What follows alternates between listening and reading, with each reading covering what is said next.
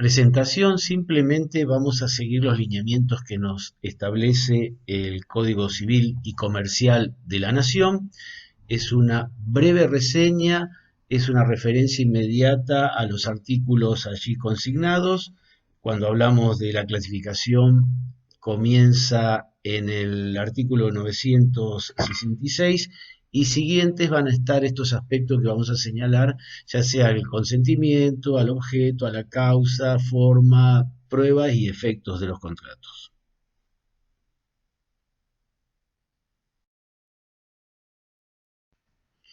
Comienza en este capítulo segundo con una clasificación llamada contratos unilaterales y bilaterales. Se entiende por unilaterales cuando una de las partes se obliga hacia la otra sin que ésta quede obligada. En tanto son bilaterales cuando las partes se obligan recíprocamente. Las normas de los contratos bilaterales se aplican supletoriamente a la de los plurilaterales. Continúa el artículo 967 definiendo, por un lado, en esta clasificación, los contratos a título oneroso y a título gratuito. Entendemos que son contratos a título oneroso cuando las ventajas que procuran a una de las partes le son concedidas por una prestación que ella ha hecho o se obliga a hacer a la otra parte. En tanto, merecen el título gratuito cuando aseguran a uno o a otro de los contratantes alguna ventaja independiente de toda prestación a su cargo. Seguimos con los contratos conmutativos y aleatorios. En este sentido, el legislador ha puesto en el artículo 968 que los contratos a título oneroso son conmutativos cuando las ventajas para todos los contratantes son ciertas, en tanto que son aleatorios cuando las ventajas o las pérdidas para uno de ellos o para todos dependen de un acontecimiento incierto. Entonces el alia es el riesgo, en tanto que cuando hablamos de los contratos conmutativos tenemos certeza acerca de cuál es el tipo de prestación. Continuamos con el artículo 969, ahí nos indica que se llaman contratos formales cuando la ley le exige una forma para su validez y si no la contiene o si esa solemnidad no fue satisfecho, el contrato se declara nulo. Por último, en el 970 le llamamos contratos nominados o innominados. Los primeros son los que la ley los regula especialmente o no, para el caso de los innominados, es decir, nos está aludiendo a una connotación de darle un nombre a ese tipo de contrato.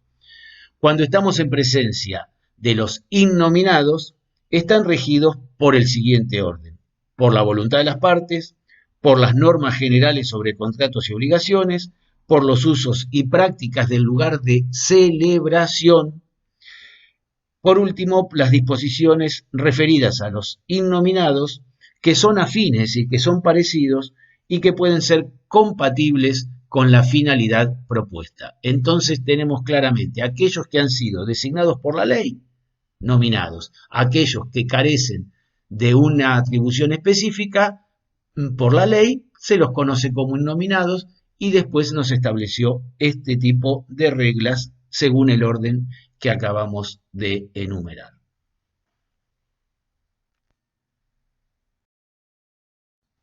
Ahora nos concentramos en la formación del consentimiento. Lo que ustedes están viendo en la presentación es cómo lo define y cómo nos indica el código, y en este caso es cómo se concluyen mediante la recepción de la aceptación de oferta o una conducta que nos lleve a interpretar y sea demostrativa de la existencia de un acuerdo. Entonces, el artículo, por lo que estamos viendo, simplifica la explicación de un tema muy debatido y el título específico nos dice: en las formas de consentimiento, y resalta el objetivo de la oferta y aceptación es concluir el contrato.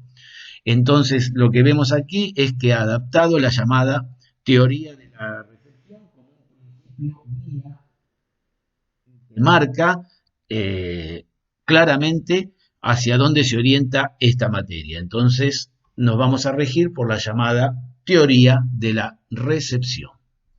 Ya la habíamos explicado en presentaciones anteriores, cuando entonces nos ubicábamos en lo que el codificador entendió por oferta, y ahí está definido ya en el 972, entonces nos da una clara interpretación que esta norma se encarga de aclarar.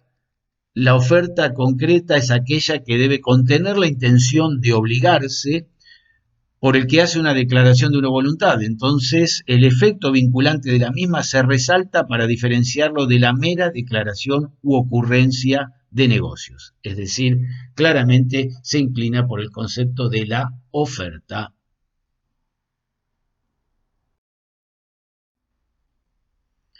En esta ocasión, el legislador nos define también claramente lo que entiende por una aceptación y va al concepto que debe ser lisa y llana. De allí la exigencia que la misma deba expresar claramente la plena conformidad con la oferta.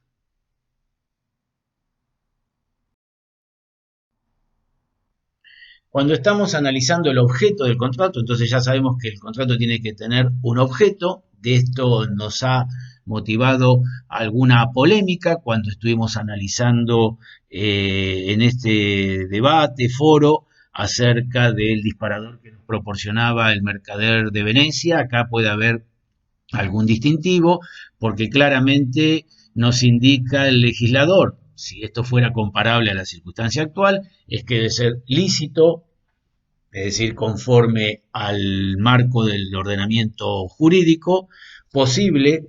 Es importante que la posibilidad sea física, materialmente posible y jurídicamente posible, que el mismo objeto sea determinado, y hablábamos que sea cierto, o determinable, es decir, que me permita una pauta donde yo pueda determinar el objeto que va a ser de la prestación que tenemos que llevar a cabo cuando conformamos un contrato.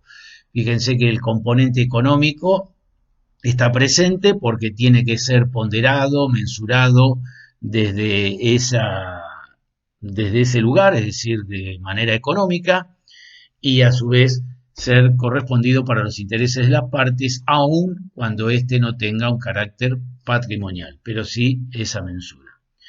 Finalmente, después nos está hablando de los objetos prohibidos. Entonces viene a ratificar casi a contrario sensu todos los atributos que tenía que tener y que había sido análisis también para nosotros cuando ocurrió los debates propuestos a ustedes como una tarea en el foro. Fíjense que acá claramente es que los hechos no deben ser imposibles o prohibidos por las leyes, contrarios a la moral o al orden público o a la dignidad de las personas o lesivos de sus derechos. Es importante entonces también, por otro lado, ver la referencia que tienen sobre el cuerpo humano y se le aplican y hay un reenvío normativo hacia los artículos 17 y 56 de este ordenamiento legal, es decir, del Código Civil y Comercial de la Nación.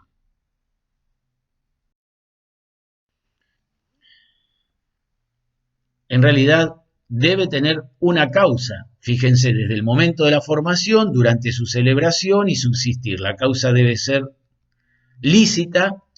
También vuelve a repetir cuando es contraria a la moral, al orden público, a las buenas costumbres, es decir, en esa definición de ilicitud.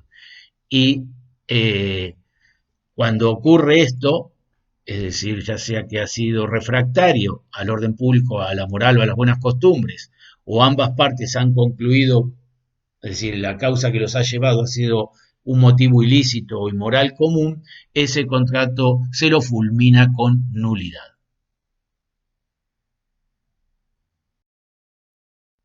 Aspecto sustancial en materia contractual es lo que hace a sus formas. Habíamos visto ya los llamados formales y las connotaciones que tenían es cuando la ley le exige una forma determinada. Pero el principio rector es que existe la libertad de formas. Entonces, rige esta libertad. Esto es un elemento muy interesante anudarlo con la autonomía de la voluntad, es decir, que crean las partes un tipo de contrato en particular y no es necesario ceñirse a ningún tipo de formato, salvo que la ley sí les exija esta causa, y hemos puesto sobrados ejemplos en referencia a esta situación. Volvemos a reiterar algunos y se ve aquí en la propia presentación la adquisición sobre derechos reales, es decir, cuando uno entiende vulgarmente la compraventa de un inmueble y para que esto sea transferido y bajo el régimen registral en el derecho argentino, necesita que el mismo sea, ejemplo, hecho en escritura pública.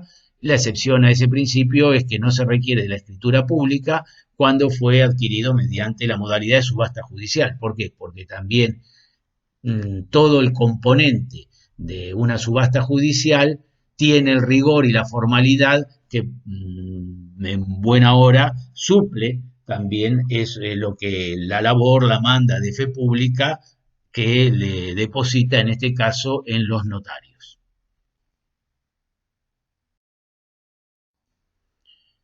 Cuando uno analiza forma y prueba, prácticamente es un concepto que es interesante llevarlo siempre de la mano. ¿Por qué? Porque a veces cuando la ley me exige determinadas formas y estas son muy rigurosas, eso después casi tiene un proceso de simplificación en términos de prueba. Pero cuando a la prueba nos referimos, lo que la ley nos está indicando es una amplitud probatoria, las reglas de la razonable convicción y la sana crítica, conforme a las leyes procesales. Por tanto, nosotros habíamos dicho, los códigos de forma son materia de las provincias y los códigos de fondo materia del Estado Nacional. Y acá establece esta regla general, salvo alguna disposición que se establezca algún tipo de prueba en particular que nos esté exigiendo la ley.